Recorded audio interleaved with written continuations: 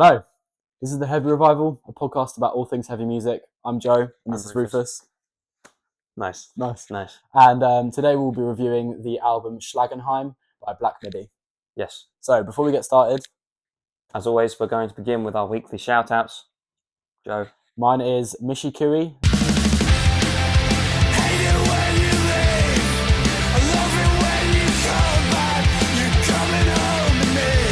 They are a London-based shoegaze / sort of grunge gaze band.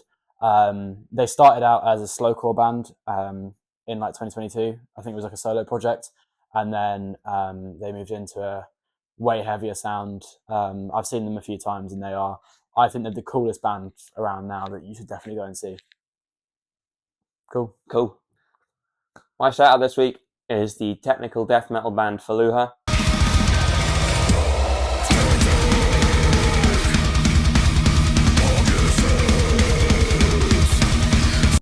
They released an album last year called Zenitaph, and they have a nearly flawless discography, in my opinion. I spent a whole day listening to it. Their most recent album much more leans into the sort of proggy side of things, with lots of clean vocals and atmospheric sections, and all around just really, really great prog. Yeah, check it out. Awesome. Yeah.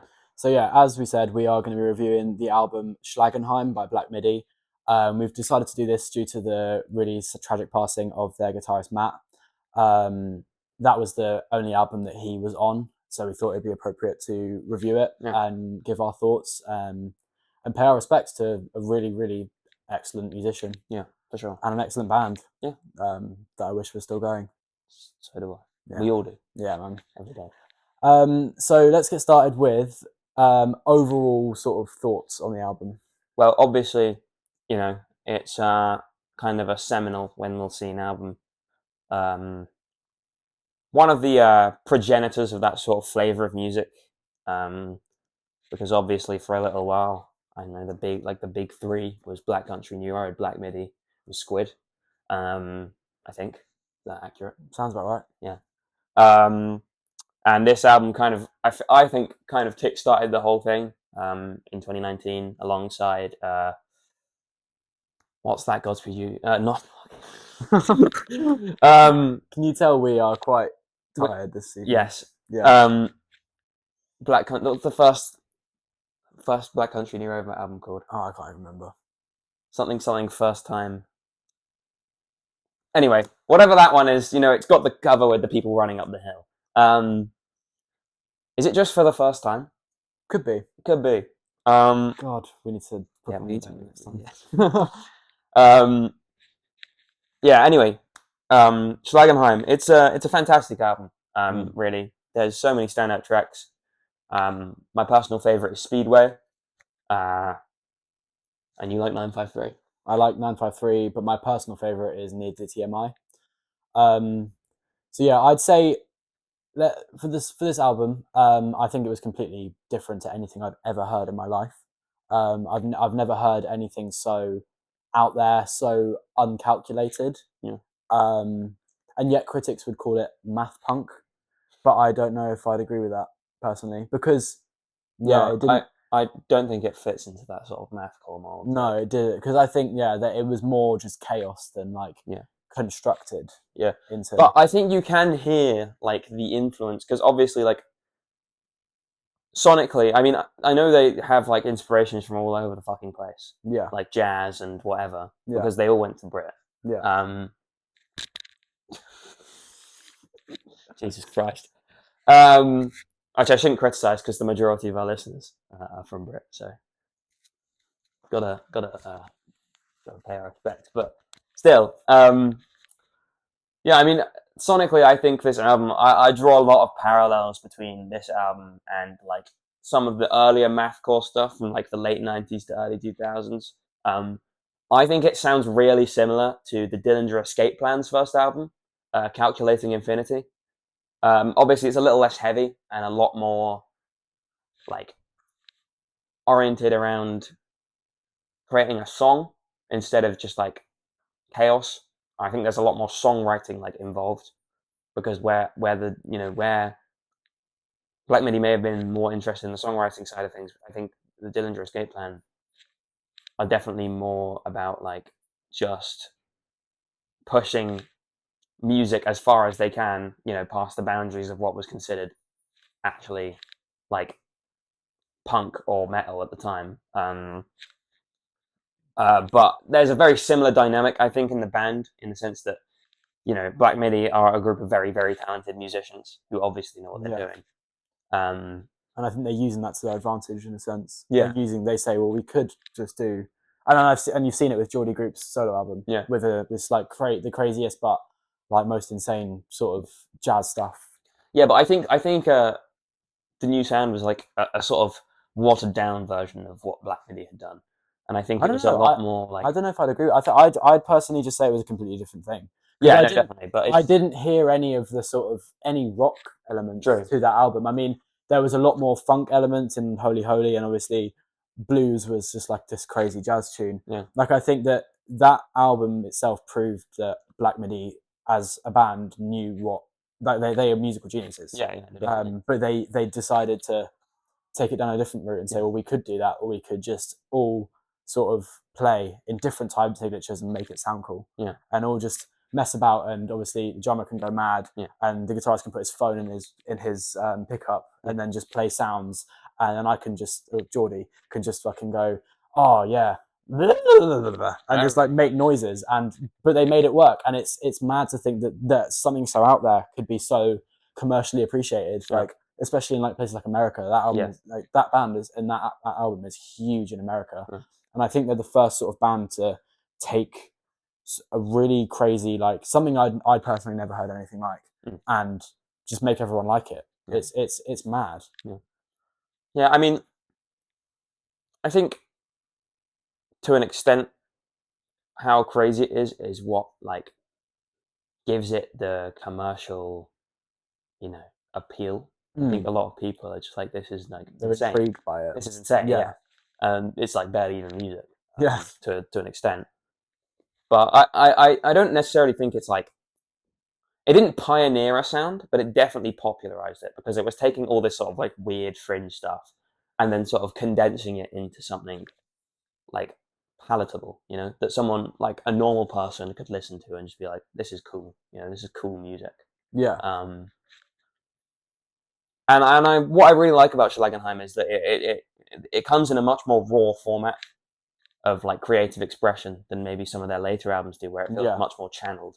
But this just feels like an explosion of just madness with like, I mean, it's all over the fucking place, but it's great. I mean, I don't think like, while I think there is music that it's like it, there's nothing like it. You know what I mean? Yeah, there's you can hear some influences from places, but they've taken it and done something completely new. Yeah. And I've got to say it's unbelievable what they've done.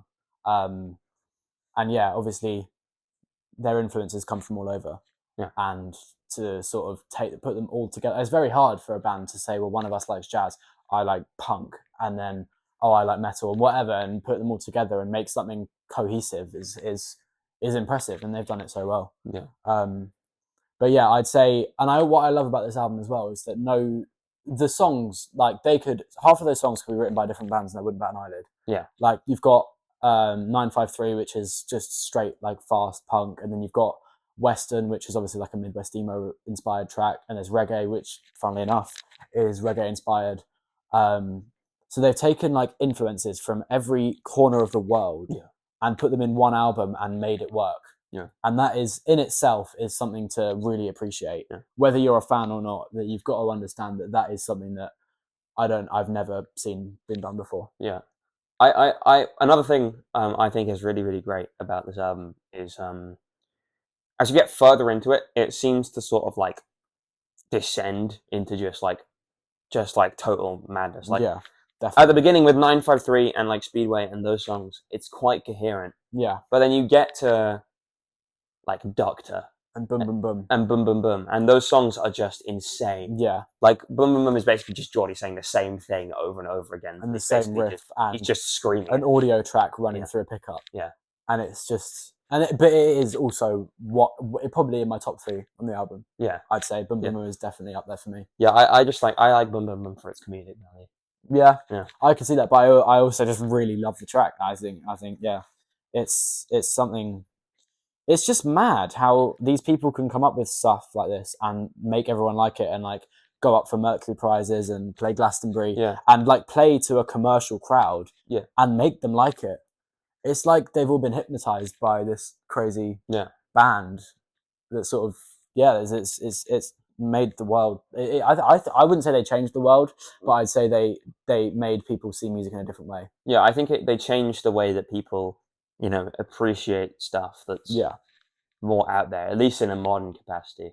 Because I think people, I think music got quite not weird for a while, yeah, and all the weird stuff kind of got pushed out to the fringes, and everyone started liking the normal stuff again.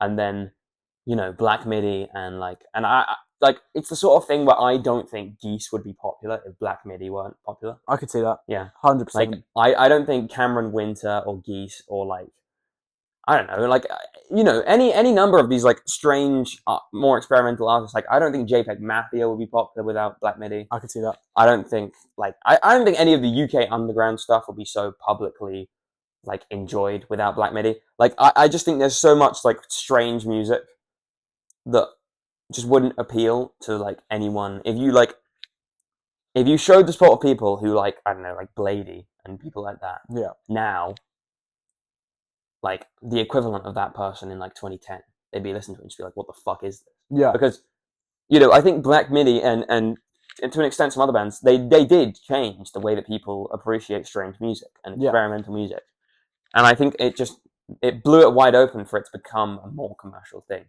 Um, and I think to an extent that is a good thing for experimental music because it means that for people to be experimental, they're gonna have to get weirder. So it's sort of like the Black Midi have like escalated by being really weird and yeah, somehow making it like palatable. yeah, They've blown out of proportion everyone's idea of what experimental is. yeah, Because while JPEG Mafia might be an experimental rap artist, there are way more experimental people than him like I don't know, like Billy Woods, who are doing way crazier shit, but they're still in the same genre, and it's like they've just pushed it like so far past what was considered, experimental, and they basically revolutionized the whole thing. And I think they were a big hand in it. I think there were some other bands involved, but for sure, Black Midi definitely one of the progenitors of that whole concept. 100%. So, would you say you've got a top three of this album? I would say that. Yeah, Um, I would say I really enjoy 953. I like it when the riff comes back and it's super fast, and then it yeah, gets really slow again, and then it gets really fast again. Um, it's super easy to just bop your head along to. Um, and then I obviously I really like Doctor. I really like how weird it gets towards the end. But my favorite because of how similar it is to music that I already like um, is probably Speedway. mm, Um, because that's where the mathcore stuff comes out the most for me. Um, except for maybe in Boom Boom Boom, but I feel like that's more of like a commercially available version of it. I think Speedway is just so weird, and it's like there's so much of artists that I know I already like, particularly Dillinger Escape Plan, in Speedway that I can just be like, this is so cool, and this yeah. is such a good homage to bands that I know and bands that I know are super legendary. So I mean, yeah, that's what about you? So in third, I'd probably have Boom Boom Boom. I just absolutely love what they've done with that song and how they've sort of just used their instruments to like the least, but also the most of their ability, and it's just Yeah, like single note riff yeah, and sticking a phone in your pickup yeah, and playing an audio file. But then you've also got the drummer who's just going completely mad the entire time and making it work. I think yeah, for that reason, I have Boom Boom at number three. Um, for my number two, I would have 953. As you said, I love that section where the riff sort of comes back faster, but yeah, I just love the chaos of that particular riff, like the dun dun dun dun dun, dun that riff. yeah. I just love the chaos of it, and I love um, how it cuts out, gets slower, and then comes back. So yeah, for that reason, I have that one number two, and number one is Near DTMI. Um, Honestly, probably like my favorite song right now. Um, I think it's a piece of genius. Like, it's literally like what 2.5, 3 minutes long. So it's nothing like crazy long, and like it's not very what's the word I'm looking for? Pretentious. It's not. They're not trying to do anything like that, but they're just sort of coming in slow, and then the last like 50 seconds of just Geordie Greep just sort of almost screaming. But it's like it's really, I find that one the most emotional on the track, on the album even. Sure. Definitely the most emotional. Definitely, yeah. I think that one for me was probably, yeah. I'd put it as like their top song along across their whole discography for me. Yeah. It's super. It's almost like heartbreaking for me to listen to it. Yeah, With the knowledge that Matt's passed, yeah, 100%. because I mean, it's sort of like his magnum opus. Yeah, definitely. I think, yeah, it's such a shame, obviously, when musicians pass young, and for someone like him who was such an incredible musician, surrounded by other incredible musicians, and how they all worked and made this sort of album that only ever going to, because you can hear the loss of him in the second two albums. Not Yeah. to say they're fantastic albums, but they do lose that like chaotic sound, which I would personally think that he brought a lot Yeah, more of. Um, definitely. and yes, obviously when he left after that album, became a lot more calculated, and I love those albums a lot, but nothing. I think, yeah, Schlagenheim is my favorite album of theirs, and I think it's his influence that did it for me, and his sort of contribution. So yeah, rest in peace, Matt. Um, Legend. but yeah, fantastic album, and if you've never heard it, definitely go and listen to it. Listen to their whole discography, Yeah, and listen to Geordie Greep's solo album too. yeah, all of it. Just anything they've ever done, Yeah. just do it. Just listen to it. And listen to all their related artists on Spotify, Yeah, and listen to their whole discographies too. yeah, Yeah. I agree. Yeah. And yeah, I know obviously we are traditionally a metal podcast, but when someone like Matt passes away, there's no way that we can not pay some sort of tribute to him. For sure. Because we're both such big fans of his work. Yeah. And yeah, so we have been the Heavy Revival. Make sure you like and subscribe and follow us on Spotify and Amazon Music, unless you're seeing it on one of those platforms, which in that case, go and subscribe to our YouTube. Do the other stuff. Yeah, just do all of them. Yeah. And if you don't have an Amazon Music account, because you probably don't, make one and then follow us on that. Yeah. And then never use it again. Why wouldn't you? Yeah, exactly. And pay the subscription as well. Get your 3 different doses of the Heavy Revival across the zeitgeist. Definitely. Definitely. Awesome. Well, we will see you all very soon.